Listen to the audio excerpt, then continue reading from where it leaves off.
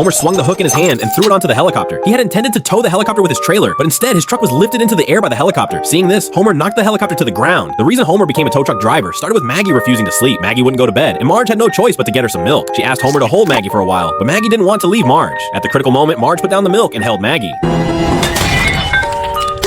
Spilled milk!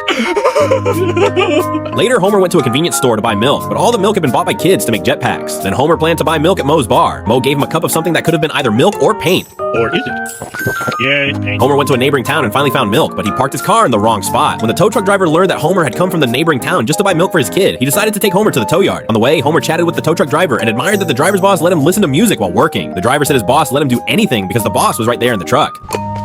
It's just you and me. That must mean I'm your boss. I'm sick of you. You're fired. The driver explained to Homer that he was the boss himself. Homer envied the man's job. Noticing Homer's interest, the man suggested Homer become Springfield's tow truck driver, since the previous tow truck driver had been beaten to death there. I would love to. Oh, but I don't have a tow truck.